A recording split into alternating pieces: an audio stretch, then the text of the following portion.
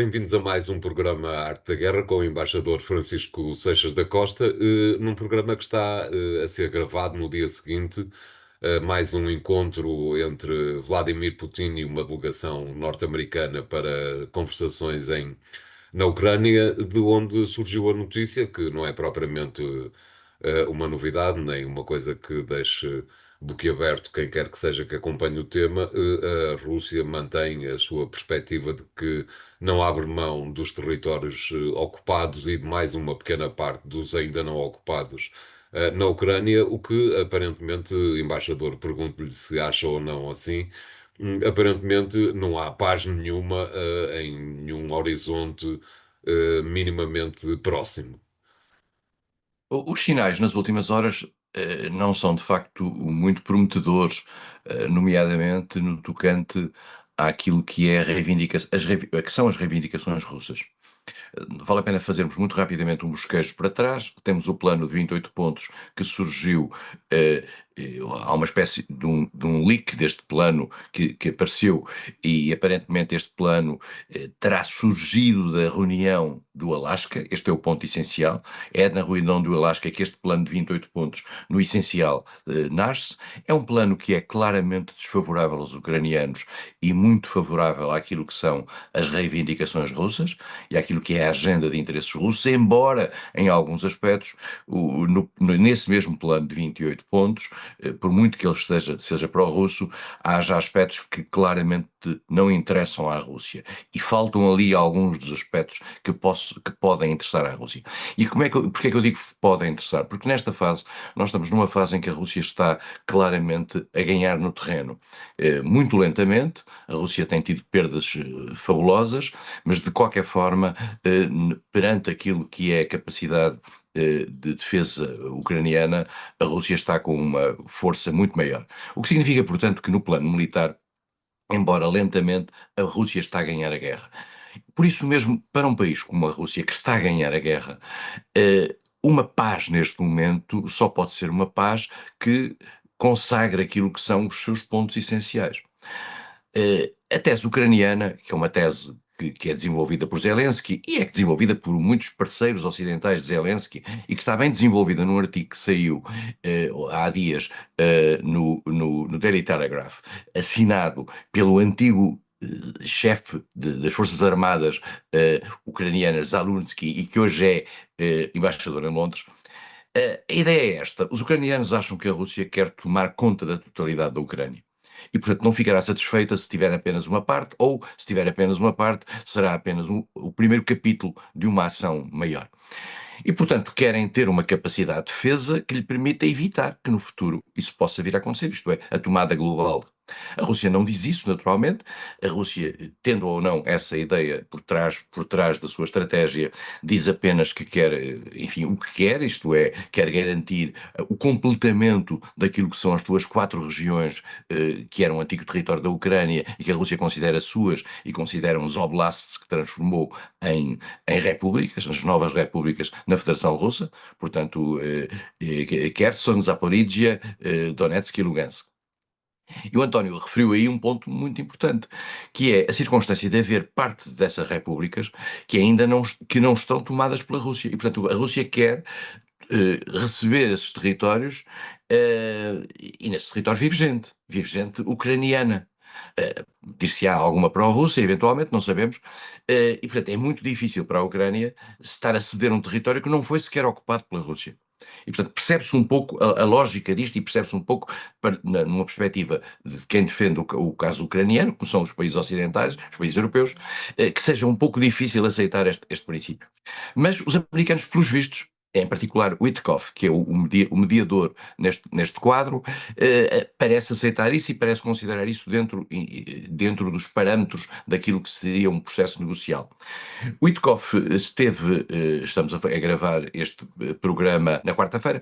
Witkoff esteve com Jared Kushner, o genro de Trump, em Moscovo, onde apresentou aquilo que poderá ser a última proposta americana. Enfim, sim, tivemos os 28 pontos, depois tivemos uns pontos apresentados pelos países europeus, tivemos a reunião que se realizou em Geneve, em que esteve Marco Rubio, o Ministro dos Negócios Estrangeiros, e também Conselheiro de Segurança Nacional, e vale a pena aqui notar um ponto importante, que é a circunstância da diplomacia americana estar toda partida, digamos.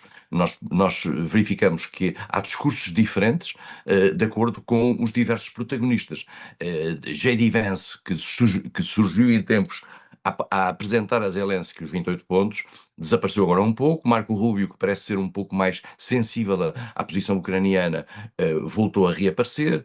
Witkoff e Gerard Kushner, que parece estarem ligados a uma posição mais concessionista, estão por ali, portanto, e há, como é sabido hoje em dia, um mal-estar muito grande da diplomacia americana pela circunstância dos diplomatas profissionais habituados a isto, e mais do que isso, com uma escola profissional magnífica, os Estados Unidos têm uma escola diplomática magnífica, estarem completamente afastados deste processo. Portanto, há aqui linhas contraditórias. Neste momento, nós assistimos a uma cena que é pouco comum, que é, isto foi há poucas horas, eu assisti a uma cena que foi ver o secretário-geral da NATO, Mark Rutte, queixar-se publicamente da ausência do ministro dos Negócios Estrangeiros americano na reunião dos ministros dos Negócios Estrangeiros da NATO. Dizendo é inaceitável a falta de... O quê? O que é que isto significa? Este é que é o ponto essencial. Significa que os europeus estão completamente afastados do processo. E não lhes é dada a informação sobre o que se está a passar neste momento entre a Rússia e os Estados Unidos.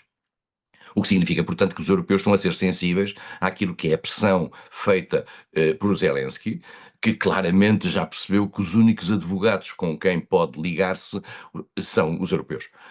Porquê? Porque os europeus também são eles próprios interessados nesta matéria.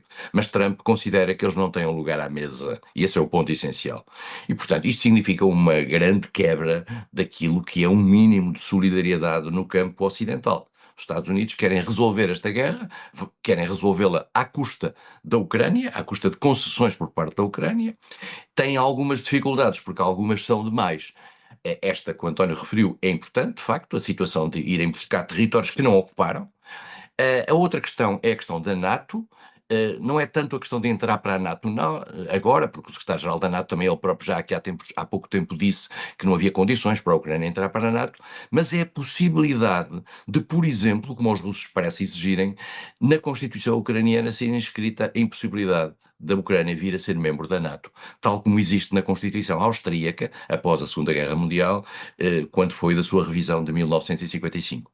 E, portanto, estamos aqui num tempo em que os russos estão a avançar a sua agenda maximalista, querem também o regresso, por exemplo, da língua russa em paralelo com a língua ucraniana no território ucraniano, querem o regresso da possibilidade de operação da Igreja Ortodoxa Russa, que foi proibida no território ucraniano, e querem duas coisas essenciais. Uma coisa essencial que é não haver tropas ocidentais dentro da Ucrânia, isto é, quaisquer garantias de segurança não seja dada por tropas no terreno de uma entidade que são os europeus, que a Rússia considera seus inimigos. E vale a pena, finalmente, para sublinhar que nos últimos dias e quase nas últimas horas, Vladimir Putin tem um discurso anti-europeu fortíssimo. Um discurso que, aliás, não varia muito no sentido daquilo que já vem do passado, das declarações de um homem que, entretanto, desapareceu do cenário, vale a pena lembrar, que é Sergei Lavrov. O discurso de Sergei Lavrov era este, mas o discurso de Putin diz pura e simplesmente o seguinte: se não fossem os europeus, nós se calhar já tínhamos conseguido com os americanos um acordo para a Ucrânia. Ora, o que significa, portanto, que os europeus estão a ser uma espécie de maus da fita nesta questão. Ora, sendo que os europeus vivem ligados profundamente a Zelensky, isto prova claramente que os europeus são aqueles que ainda defendem a posição ucraniana perante aquilo que é uma entrega de pontos feita pelos Estados Unidos. Estados Unidos, embaixador, que pela voz suprema de Donald Trump parecem estar um pouco desacreditados da possibilidade de este acordo algum dia vir a chegar ao terreno. É muito difícil este acordo chegar ao terreno sem. é, é uma expressão que se utiliza, peace enforcement, quer dizer, capacidade de colocação de quaisquer mecanismos que dê força ao processo de paz. Um mero acordo entre Putin e Trump, no sentido de dizer, não, Putin diz, eu nunca atacarei a Ucrânia, nunca irei para além dessas fronteiras, vale o que vale. Em primeiro lugar, porque nós temos que pensar o seguinte: Putin e Trump não duram sempre. Qualquer acordo que seja feito neste momento e que envolva a Ucrânia e a Rússia tem que ser um acordo com uma solidez grande. Eh, a Rússia já há uma grande desconfiança sobre a Rússia por parte dos países ocidentais. Nós não nos esquecemos e não nos podemos esquecer e não nos devemos esquecer que Vladimir Putin até o último dia disse que não ia invadir a Ucrânia. Disse-o claramente e formalmente. Portanto, tudo aquilo que Putin agora possa dizer, no sentido da sua palavra, é capaz de haver alguma razão para duvidar dela, tendo em atenção que foi no passado. Mas, além do mais, nós temos que perceber uma coisa: nós estamos aqui a atuar entre Estados. Os Estados não podem basear-se na figura e na palavra do seu precário titular, seja Putin, seja Trump. Tem que haver algo que vá para além da vida destes dois senhores. E, portanto, isso tem que ser um mecanismo de natureza formal, institucional, que garanta um mínimo de solidez. É muito difícil encontrar um mecanismo para pôr isto na prática. Trump, na sua ingenuidade primária, dizia que se resolvia isto em 48 horas, em 72 horas. Entrega-se as terras, não sei o quê. Preciso perceber que estão ali milhões de pessoas, estamos a ver, e além disso há um ponto importante. Esta guerra não é ela própria apenas a situação atual no terreno, é ela própria mais as centenas de milhares de mortos que houve entre 2022 e este momento. Portanto, esses centenas de milhares de mortos são um peso psicológico que estará sempre no futuro naquilo que é a relação entre a Ucrânia e a Rússia e naquilo que é também aquilo que é o olhar europeu sobre esta guerra. Claro. É um ponto a que ainda voltaremos com certeza um destes dias, quando tudo isto finalmente terminar. É o número de mortos que a Rússia alegará ter provocado na Ucrânia e o número de mortos que a Ucrânia alegará ter sofrido com a invasão russa. Obrigado, embaixador. Vamos fazer aqui o primeiro intervalo do programa de hoje. Voltamos já de seguida com o segundo tema. Obrigado e até lá.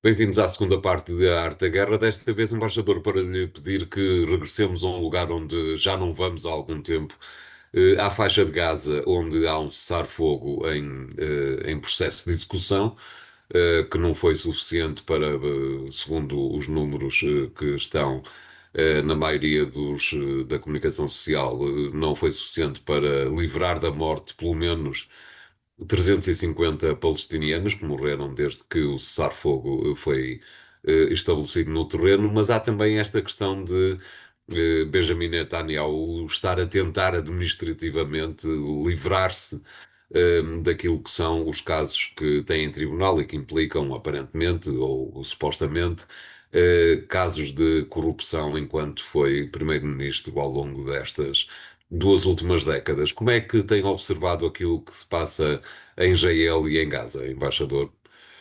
Israel, neste momento, e a questão do Médio Oriente em geral, tendo em conta aquilo que é a proeminência do caso ucraniano, passou para segundo plano. Eh, Lembremos que houve um plano de Trump que tinha a ver com a reconstituição de Gaza, com um processo de reconstituição civil através de um governo tecnocrático para a zona de Gaza, tudo isto em paralelo com o cessar-fogo. Houve sinais americanos de que não estavam dispostos a conceder aquilo que era uma leitura maximalista de certos membros do governo israelita, isto é, a tomada lenta e a repressão dentro da Cisjordânia. Mas tudo isto, digamos, e ao mesmo tempo Israel, como se tem vindo a ver nos últimos tempos, continua a atacar o Líbano e continua a atacar a Síria de forma altamente mortífera. Nós falamos há bocadinho da Ucrânia e falamos dos centenas de milhares, se não milhões, de mortos na Ucrânia. Em matéria de populações civis, morreu muito mais gente em Gaza nos últimos 2 anos, 3 anos, do que morreu na Ucrânia, em populações civis, vale a pena dizê-lo. Portanto, é uma guerra muito mais mortífera ao nível da população, numa zona que é relativamente pequena, como já explicámos.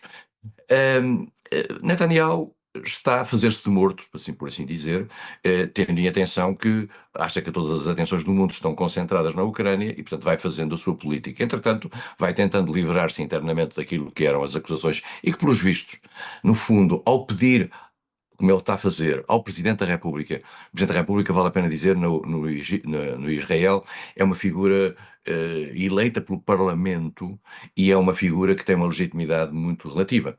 De todo modo, tem um poder de perdão, e hoje, como estamos na, na altura dos poderes de perdão, o Trump fez isso em relação a um notório criminoso hondurenho que fez invadir os Estados Unidos por cocaína durante vários anos, e Trump agora perdoou-lhe, estava com uma prisão de dezenas de anos de cadeia. Trump perdoou-lhe isso porque uns amigos deles disseram-lhe que ele afinal era boa pessoa. E também porque há eleições nas Honduras e a ele convém-lhe dar um sinal simpático em relação a este senhor para favorecer o candidato que ele protege nas eleições hondurenhas. Vale a pena termos isto em conta.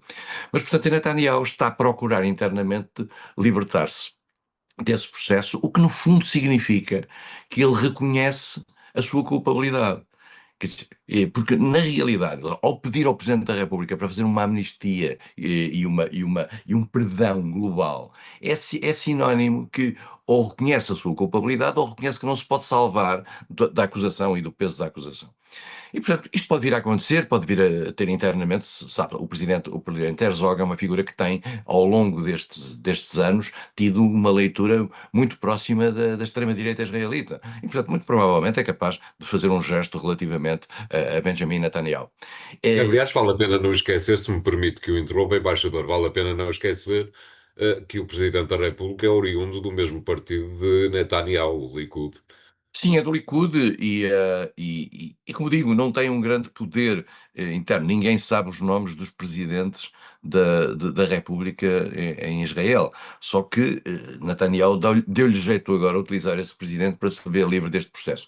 Apesar de tudo, não se vê livre de um outro processo, de que nós falamos pouco, falamos quase sempre de Putin como alguém que está a ser perseguido pelo Tribunal Penal Internacional e bem por um conjunto de crimes de que é aparentemente acusado dentro da Ucrânia, nomeadamente o levar crianças, umas milhares de crianças para a Rússia, em princípio órfãos, mas não só, para uma espécie de reeducação. Isso, a ser verdade, é de facto uma coisa terrível, e Putin está a ser perseguido por isso, mas vale a pena dizer que Netanyahu também está a ser perseguido por crimes de guerra e crimes contra a humanidade.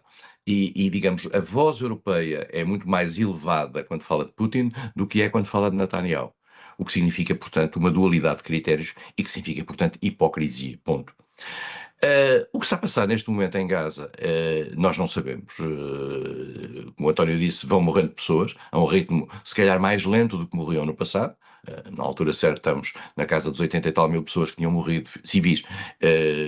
E estes números não são inventados. Estes números são aqueles que que os próprios exército israelita pôs cá fora. O número de civis que é elevadíssimo, independentemente de haver combatentes do Hamas que estão incluídos aqui, mas há já uma separação destes números, e isso prova de facto que a guerra tem sido altamente mortífera para os civis, e mais do que isso, que há um descaso muito grande por parte de Israel relativamente à vida dos palestinos. O que, aliás, corresponde a uma certa leitura que está hoje no discurso israelita, que os palestinos não são gente. Não são gente como as outras, são gente de segunda linha, e portanto a sua morte não é algo que perturbe muito as consciências dos responsáveis, e não só dos responsáveis, vale a pena dizer, também da opinião pública israelita, porque a opinião pública israelita nesta matéria não está muito distante da posição de Netanyahu, contrariamente ao que podia deduzir-se daquelas grandes manifestações contra Netanyahu. Essas grandes manifestações contra Netanyahu tinham duas razões. Uma era a questão da corrupção. A segunda era a necessidade de ver os reféns de volta. Os reféns já vieram de volta no essencial. A luta contra a corrupção, pelos vistos, vai ser passada uma esponja por cima disso. Netanyahu fica livre dessas duas pressões e, quem sabe, provavelmente pode ganhar as próximas eleições em Israel. Vale a pena dizer um ponto importante, António, e julgo que já aqui focamos face a Israel. Israel todo o território de Israel é uma única circunscrição eleitoral. Portanto, não há circunscrições regionais dentro de Israel. Israel é um país pequeno. E isso faz com que, eh, devido ao sistema político israelita, haja, digamos, eh, partidos muito focalizados em determinados temas que ganham uma percentagem de votos e tendo em atenção a fragmentação do sistema eleitoral, eles são muito necessários para fazer governo. O que significa que cada governo israelita tem uma montanha de pequenos partidos que levam para o governo as suas agendas específicas, o que torna o governo refém de agendas muito minoritárias e, ao mesmo tempo, muito mais frágil em termos da sua capacidade de controlar aquilo que são as agendas mais extremistas. E, portanto, Israel é um pouco isso. Volto a dizer, vivo hoje mais preocupada com a questão da Líbano e com a questão da Síria, que não preocupa muito o mundo ocidental, vale a pena dizer, e, se me é permitido uma, uma ideia relativamente ao futuro, eu acho que ainda vamos ter notícias não muito longínquas das ações de Israel face ao Irão, porque aí Israel sabe que tem, digamos, a bênção dos Estados Unidos sempre que quiser atacar o Irão. Claro. Vamos ficar à espera, evidentemente, dessas notícias para lhe pedir um comentário, embaixador. Fazemos aqui o segundo intervalo do programa de hoje. Voltamos já de seguida com o último tema. Muito obrigado e até lá.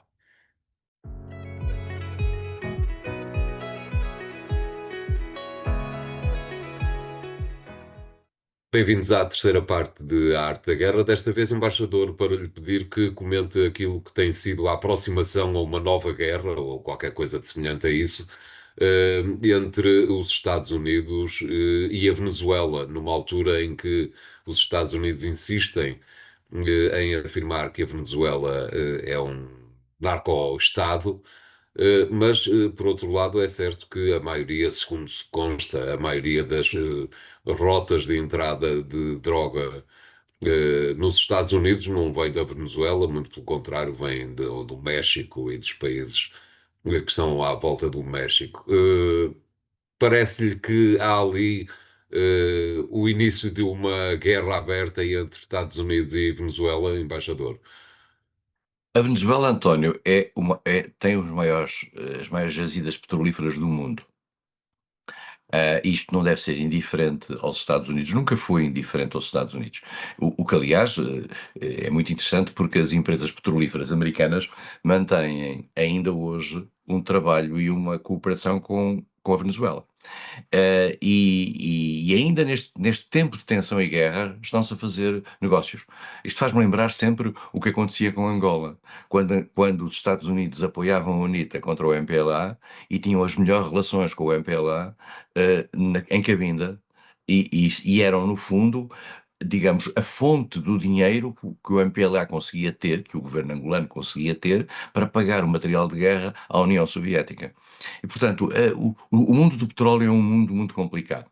É evidente que há um problema de tráfico de droga para dentro dos Estados Unidos e é evidente que hoje em dia o problema da droga é um problema vital dentro da sociedade americana. Mas, como o António disse, não é a Venezuela o principal promotor desse tráfico de drogas. Há outros países que estão em linha muito superior à Venezuela. A Venezuela dá jeito, pela simples razão de que a Venezuela tem petróleo. E, portanto, estamos aqui entre algo que, por um lado, tem alguma legitimidade, se assim se pode dizer, sob o ponto de vista da reação americana, e, por outro lado, o interesse que há em ter a Venezuela do lado dos Estados Unidos para o total e completo controle do petróleo. Não vale a pena sobre isto ter quaisquer dúvidas. Diz-se, mas a Venezuela é também uma ditadura. Pois é, a Venezuela é uma ditadura. E a Arábia Saudita? Aqui, na Venezuela ainda há uma espécie de eleições, de vez em quando fazem umas eleições, normalmente sabemos que aquilo é tudo falsificado, mas na Arábia Saudita nem isso. Mas, no entanto, o rei da Arábia Saudita, ou o príncipe herdeiro da Arábia Saudita, foi recebido com cavalos à entrada da Casa Branca outro dia. O que significa, portanto, que os Estados Unidos têm dois critérios relativamente à democracia. E por isso mesmo, qualquer, digamos, ideia de que os Estados Unidos funcionam no plano internacional para promover a democracia, às vezes é verdade, muitas vezes não é verdade. Os Estados Unidos funcionam para promover os seus interesses e os interesses das suas empresas. Portanto, não vale a pena sobre isso ter as mais pequenas dúvidas. Isto não significa um sentimento anti-americano. Todos nós em Portugal somos tributários da cultura americana, da liberdade americana. Somos, talvez, saudosos de uma outra América, mas isso é outra história. E, portanto, o que se vive hoje na Venezuela é isso. Por outro lado, Maduro, que é um líder de qualidade, é uma espécie de genérico do Hugo Chávez, porque não tem sequer a qualidade e o próprio carisma do Hugo Chávez, está numa sobrevivência pelo poder. Aparentemente, toda a sua estrutura militar que o protege que protege o regime, está ligada a grandes negociatas no plano internacional, nada que seja diferente de outros países até democráticos que nós conhecemos. E hoje em dia tenta sobreviver. Aparentemente já terá havido tentativas de acordo com Trump para a eventual saída a prazo de alguns anos, etc. Vamos ver, Trump ficou muito desiludido por não ter o Prémio Nobel da Paz, mas o Prémio Nobel da Paz foi para Maria Corina Machado, da Venezuela, opositora a Maduro, e que vai recebê-lo no dia 10 de dezembro, em Oslo. Não nos podemos admirar se no dia 10 de dezembro ocorrer qualquer coisa na Venezuela promovida pelos Estados Unidos, que levaram para a costa da Venezuela um grande porta-aviões com imensos caças, tem ali montado com vários destroyers uma espécie de cobertura à costa venezuelana, e mataram até hoje 82 pessoas suspeitas de tráfico de droga. Eu volto a dizer isto porque nós, apesar de tudo, não vivemos na lei da selva. Isto é, as pessoas que são suspeitas de tráfico de droga não podem ser mortas por serem suspeitas de tráfico de droga. E mais do que isso, aconteceu uma coisa que é absolutamente chocante até para os Estados Unidos, até para a própria administração americana e setores republicanos, é que depois do ataque a uma lancha em que foram liquidadas várias pessoas, houve sobreviventes. E a tropa americana foi lá matar os sobreviventes. Isto é contra as leis da guerra. A guerra, apesar de tudo, tem leis. E, portanto, os Estados Unidos atacam, dão-se ao luxo de atacar aqueles que eles acham que são suspeitos de tráfico de droga. Eu não sei se isto choca as pessoas, a mim choca-me, quer dizer, matar suspeitos é uma coisa um bocadinho complicada, quer dizer, que se prendam suspeitos, que se travem, os Estados Unidos, para uma lancha, têm a possibilidade de travar a lancha, e de ir lá buscá-los e de os prender, mas não, decidem matá-los. Sem apelo nem agravo, nem sequer sabendo o nome das pessoas que ali vão naquela lancha, que suspeitam que leva droga. Isto é um comportamento que cria um precedente sob o ponto de vista internacional e, mais do que isso, reduz fortemente aquilo que é, digamos, a autoridade moral dos Estados Unidos no plano mundial, que é uma espécie de desprezo total pelas leis internacionais à luz daquilo que consideram ser a vantagem dos seus interesses. Voltamos ao tempo do apoio a Pinochet. Exatamente, isso era exatamente o que eu ia perguntar-lhe, embaixadora. Toda esta movimentação serve também para explicar aos países da América do Sul e da América Central, todo o subcontinente sul-americano, que os Estados Unidos continuam a estar ali para fazerem aquilo que é exatamente do seu exclusivo interesse. Os Estados Unidos criaram uma doutrina chamada Doutrina Monroe, que é muito antiga, que vem de há 2 séculos, há um século e tal, e que é uma doutrina que tinha como objetivo afastar os europeus da Exatamente. América Latina. Porquê? Porque havia as influências espanholas, inglesas, francesas, portuguesas já não, e portanto a ideia era: a América tem uma espécie de direito de olhar para a América Latina de uma forma especial, e tem um direito especial sobre a América Latina. Os latino-americanos não gostam muito disto, quer dizer, alguns gostam porque foram aqueles que, por exemplo, em ditadura foram apoiados pelos americanos. Mas a maioria dos latino-americanos, que têm um fascínio pela vida e pelo sistema cultural americano, mas ao mesmo tempo têm um medo terrível àquilo que é o vizinho poderoso do Norte. O principal país que reage internamente a isto é o Brasil. O Brasil, claramente, como é a grande potência, digamos, ao nível das pequenas potências, é a maior. No Sul reagem relativamente a isso. O México também. Mas o México tem o problema da proximidade. Havia, aliás, um grande dirigente mexicano que dizia do México a seguinte frase: tão lejos de Dios e tão cerca de los Estados Unidos. Tão longe de Deus e tão perto dos Estados Unidos, que era a tragédia do México. E, portanto, todos os vizinhos americanos do continente americano, norte e sul, vivem sob essa tragédia de terem um parceiro forte e que raramente se coíbe quando lhe apetece de ir lá defender os seus interesses. Os Estados Unidos, vale a pena também lembrar aqui, foram condenados pelo Tribunal de Haia, por exemplo, pela invasão que fizeram da Nicarágua. E nunca cumpriram as resoluções do Tribunal da Haia sobre a Nicarágua. Agora não cumprem, mas isso não subscreveram o Tribunal Penal Internacional relativamente aos crimes de guerra, porque temem, tendo em atenção a quantidade de americanos que andam pelo mundo, temem que os americanos pudessem ser objeto disso. Outros países não subscreveram, como a Rússia, a China, Israel, etc. Mas, portanto, nós estamos a ver uma ordem internacional que está cada vez mais por parte de alguém, de uma entidade que durante anos foi vista como um pilar e uma referência na promoção da paz, a ser hoje completamente ultrapassada, sempre que não dá jeito aos interesses de Washington. Esta administração Trump, eu diria que passou, eu diria, o limiar da decência nesse aspecto, porque neste momento promove uma lógica de atuação baseada de forma aberta naquilo que são os interesses americanos, doa a quem doer, e independentemente dos interesses dos outros. Isto diminui muito o papel dos Estados Unidos e as pessoas têm que perceber que muito daquilo que ainda hoje existe, de de alguns países se coibirem de criticar os Estados Unidos, é menos pelo respeito e muito mais pelo medo. Talvez a forma como os Estados Unidos observam a América do Sul não seja, afinal de contas, tão diferente como da forma como o Putin observa a Ucrânia. Putin observa a Ucrânia como algo que lhe escapou, digamos, no rebentar da antiga União Soviética, que deu origem a 15 países. A Ucrânia é um desses países. Putin viu três desses países fugirem para dentro da União Europeia e da NATO, a Estónia, a Letónia e a Lituânia. Os outros estavam no Pacto de Varsóvia, e Putin considera uma espécie de, de teoria de Yalta, de acordo de Yalta, e Yalta, curiosamente, é uma terra ucraniana, que tem uma espécie de direito de influência naquela zona. E diz algo que pode ter algum sentido, quer dizer, a Ucrânia não tem direito a ter uma soberania plena e, portanto, devia ficar neutralizada entre o mundo ocidental, nomeadamente a NATO, e os Estados, a NATO expandida e a Rússia, para não ser um fator de perturbação. O que significa, portanto, limitar a soberania da NATO. E as pessoas acham que isso que é obsceno, digamos, estar a limitar as opções de um país, mas não acham obsceno que as opções de Cuba estejam limitadas. Se Houve Cuba um Panamá, inclusivamente, que já foi ameaçado de E, ser portanto, a questão é finalizado o enquanto seguinte: país. há uma dualidade de critérios. Aquilo que é interessante para os países ocidentais é legítimo, aquilo que é interessante para uma autocracia como a Rússia é ilegítimo.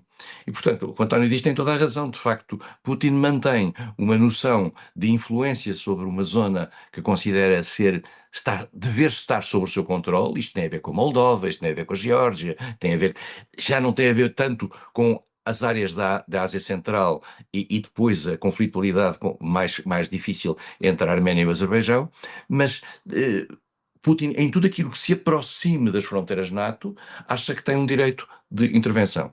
E acha que, particularmente, e esse é o ponto, quase que voltamos ao princípio desta nossa conversa toda, acha que a Ucrânia deveria neutralizar-se. A Ucrânia não deveria estar nem de um lado nem do outro. Acontece que os países ocidentais consideram a Ucrânia uma espécie de sua frente, de uma sua frente na relação com a Rússia. Há setores muito importantes da Ucrânia que são maioritários que gostariam de ter uma relação mais aproximada com os países ocidentais e, mais do que isso, gostariam mesmo de entrar para a NATO. Essa é uma vontade da maioria da população ucraniana. Isso hoje não há mais pequena dúvida. É aquela que se expressa nas eleições em Kiev. E na zona ocidental, tendo em consideração que nos últimos anos, nas eleições ucranianas, nomeadamente aquelas que elegeram Zelensky, mas antes dele Poroshenko, essas votações não tiveram os votos da parte russa que está ocupada pela Rússia. E, portanto, naturalmente que a densificação do nacionalismo ucraniano do outro lado levou a resultados como sejam os atuais líderes. E, portanto, este é um problema, digamos, que só se vai resolver, provavelmente, com uma solução injusta. Claro. Obrigado, embaixador. O programa fica hoje por aqui. Continuem a acompanhar-nos no site e nas redes sociais do Jornal Económico e para a semana cá estaremos com 3 novos temas. Obrigado e até lá.